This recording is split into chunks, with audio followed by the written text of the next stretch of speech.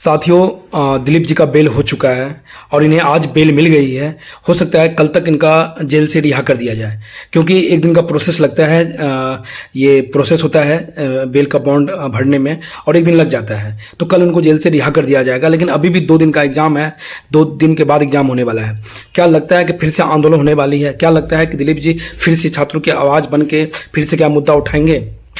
तो ये श्योर है कि ये काम होने वाला है, क्योंकि दिल्ली जब निकलेंगे, इनका बयान है कि जब तक छात्रों की जो 3 डिमांड है वो जब तक नहीं मान लिया जाए तब तक वो इस चीज़ के पीछा करेंगे, और ये कर सकते हैं। और इसीलिए अगर मुझे जहाँ तक लग रहा है कि ये अगर बाहर निकलेंगे तो फिर से दिलीप जी आंदोलन शुरू करेंगे और सरकार को माननी पड़ेगी। इसीलिए मेरा सरकार से आग्रह है कि पहले ही ये इन बातों को मान ले जो छात्र चाहता है। आप देख सकते हैं कि जिस तरह से छात्रों को पीटा गया, जो छात्र आगे से डट के सामना किए, पुलिस का अन्याय के खिलाफ लड़ा, उस छात्रों को पीटा गया, 6 टाँके पड़ा है।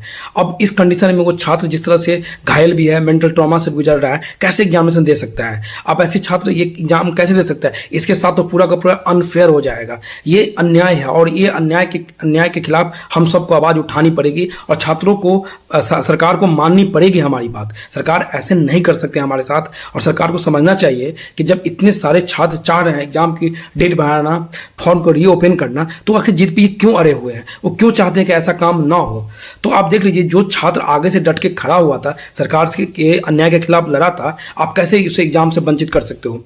एक तरफ खान सर जो हमेशा नॉर्मलाइजेशन की बात की है, वो इनका मीटिंग भी आयोग में हुआ था, आयोग में वो गए थे। जब वहां से वो निकले तो वो स्पष्ट क्यों नहीं बोले छात्रों को कि आयोग नॉर्मलाइजेशन लाने वाली है? वो आखिर जिस दिन आंदोलन हुआ उस दिन वो क्यों बयान करते हैं बार बार कि वीडियो रिलीज किया जाए? कई सारे चैनल पे जो इंटरव्यू दिया गया है उस पर इन्होंने ऑलरेडी मेंशन किया, अपनी बात रखा है कि आयोग नॉर्मलाइजेशन लाने वाली है और नॉर्मलाइजेशन कहीं ना कहीं बच्चों के हित में है। और उन्होंने ये भी बोला है कि जो नॉर्मलाइजेशन है ना, उससे कोई ज़्यादा फर्क नहीं पड़ता, 1-2 नंबर का फर्क पड़ता है। क्योंकि खान सर को पता नहीं है ना, क्योंकि वो ना यूपीएससी का तैयारी किए और ना वो कोई बड़े एग्जाम की तैयारी किए हैं। वो तो सिर्फ लुसेंट पढ़ के आए हैं, छोटी एग्जाम की तैयारी की। इन्हें क्या पता कि नॉर्मलाइजेशन कितना बड़ा खराब चीज़ है छात्रों के लिए? तो कहीं ना कहीं खान सर को ये बात नहीं पता है। और इन्होंने क्या किया उस दिन, जब दिलीप जी आंदोलन को लीड करते हैं, तो वो पूरी साजिश के तहत, पूरी चाल के साथ उन्होंने क्या किया, पूरे के पूरे आंदोलन का रुख ही बदल दिया।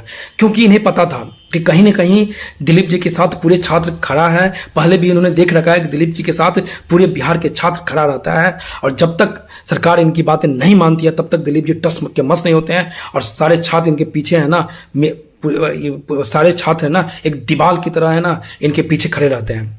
तो कहीं ना कहीं ये खान सर इन्हें ये सब ढोंग नहीं करना चाहिए। अब देखिए दिलीप जी बाहर आ रहे हैं, अब खान सर भी ये हॉस्पिटल से बाहर आ जाएंगे। अब देख लेना, क्योंकि इनको पता है कि अगर ये पहले बाहर आते हैं तो इनसे लगभग बार बार ये क्वेश्चन पूछा जाएगा कि आपने जब प्रोमिस किया था कि मेंटल ट्रॉमा से जो छात्र गुजर रहा है, एक बार एग्जाम का डेट एक्सटेंड होना चाहिए। और दूसरी चीज़ आपने ये भी बोला था कि फॉर्म रीओपन होना चाहिए। आपने ये भी बोला था कि जब तक ये तीनों डिमांड नहीं मानी जाएगी, हम जेल जाएंगे, भले जहाँ जो होगा करना होगा सरकार करे, हमारे खिलाफ जो मुकदमा लगाना होगा लगाए, लेकिन हम ये तीनों डिमांड बिना माने वापस नहीं आएंगे। और आप सीधे आप ना आपके साथ हाथापाई हुआ, ना आपके साथ कुछ हुआ, और आप जाके सीधे हॉस्पिटल में भर्ती हो गए हो। अभी तक आपका इलाज नहीं हुआ है। डिहाइड्रेशन, मान लीजिए डिहाइड्रेशन आपको हुआ, भैया ठीक है ना, 1 से 2 दिन में ठीक हो जाता है, 1 दिन में ठीक हो जाता है। इतनी बड़ी तो ये बीमारी नहीं है कि आपको पूरा बेड रेस्ट और पूरी की पूरी आपकी हालत खराब हो गई। आपने बच्चों के लिए प्रोमिस किया था कि आप इन बच्चों का शकल देखिए, आपने इन बच्चों के लिए प्रोमिस किया था कि आप तीनों की तीनों डिमांड बिना मनाए हुए हम वापस नहीं आएंगे। और ये सब सारे छात्र आप पे विश्वास करते थे। आपने सबके साथ आपने धोखेधाड़ी किया। ये शोभा नहीं देता आपको। जिस तरह आपको जो नए बच्चे हैं आपको अपना हीरो मानते हैं, आपने बहुत बारीकी से उन बच्चे को, बहुत ही मतलब प्लान के तहत आपने इन बच्चे को धोखा दिया। आप बच्चे को माइंड वॉश करते हो और कुछ नहीं। आप मतलब आप हॉस्पिटल में भर्ती हो गए हो, अब एग्जाम होने वाला है, आपने प्रोमिस किया था कि आप तीनों डिमांड मनवाएंगे। अब देखिए दिलीप जी के साथ तो एटलीस्ट कम से कम उनको मारा गया। इस कारण से वो भर्ती हुए थे हॉस्पिटल में, वो भी थोड़ी देर भर्ती हुए, फिर वहाँ से वो वापस फिर से आंदोलन में आ गए। और आयोग को पता था कि अगर कोई बाधा है तो वो दिलीप जी है। अगर ये बाहर रहेगा तो स्टूडेंट टस से मस नहीं होगा और सरकार को तीनों डिमांड माननी पड़ेगी। इसीलिए उन्होंने क्या किया, दिलीप जी को ही सबसे पहले अरेस्ट करके उनको जेल भेज दिया गया। लेकिन कहा जाता है कि सत्य परेशान हो सकता है, पराजित नहीं। डेमोक्रेसी का जो 4 पिलर है ना, वो 4 पिलर है executive, judiciary, legislative and media. कोई न एक पिलर, 2 पिलर, 3 पिलर गलती कर ले, लेकिन कोई ना कोई पिलर है कि पिलर न्याय जरूर करेगा। कहाँ बच के जाओगे, कहाँ तक आप गलत करोगे? तो सरकार को भी सोचनी चाहिए कि आप, पुलिस को भी सोचनी चाहिए कि आप गलत कर दोगे, सरकार गलत कर देगी, आयोग गलत कर देगी, लेकिन जुडिशरी बैठा हुआ है, मीडिया बैठा हुआ है दिखाने के लिए गलत। ठीक है, सारे मीडिया गलत नहीं है, कुछ मीडिया अच्छे हैं जो दिखाने के लिए बैठा हुआ है गलत और सही को, और जुडिशरी बैठा हुआ है न्याय करने के लिए। तो कहाँ तक आप अन्याय कर सकते हो? तो इसलिए अब ऐसा लग रहा है कि दिलीप जी जब बाहर हुए हैं तो फिर से एक बार आंदोलन शुरू होगा। मेरा मानना है कि सरकार को रेफरेंडम के तहत वोटिंग करानी चाहिए। अगर सारे छात्र परेशान हैं, सारे छात्र अगर चाहते हैं कि एग्जाम एक्सटेंड होनी चाहिए, सारे छात्र अगर ये चाहते हैं कि डेट बढ़ना चाहिए, तो आखिर सरकार को क्या प्रॉब्लम है डेट बढ़ाने में? आखिर सरकार को क्या प्रॉब्लम है? आखिर आयोग की क्या प्रॉब्लम है? कहा जाता है कि डेमोक्रेसी में रेफरेंडम के वर्ड है वो सरकार को कभी कभी यूज करना चाहिए। आखिर ये यूज करने से सरकार को पता चलेगा कि मेजोरिटी क्या चाहता है, मेजोरिटी ऑफ स्टूडेंट की क्या चाहता है, उनके हित में क्या है। आप ऐसे अन्याय नहीं कर सकते हो कि सारे छात्र मेंटल ट्रॉमा से गुजर रहा और इस कंडीशन में आप एग्जाम लोगे। छात्र सालों साल पढ़ाई करता है एक जॉब पाने के लिए, दिन रात पढ़ता है, कभी अपने घर नहीं जाता है, फंक्शन नहीं अटेंड करता है, कोई कितना मेंटल ट्रॉमा और कितना रिस्पॉन्सिबिलिटी से गुजरता है एक छात्र ही जानता है, कितना पेन से गुजरता है। छात्र एक लाइब्रेरी में भर दिन बैठ के पढ़ता है, चारों बगल जो इतने माहौल है जो आज के डेट में आप देख सकते हो रील्स के तहत या फिर जितनी एंटरटेनमेंट का साधन आ चुका है, तो कहीं ना कहीं माइंड डाइवर्ट होता है। उसके बीच छात्र अपने घर का भी फंक्शन।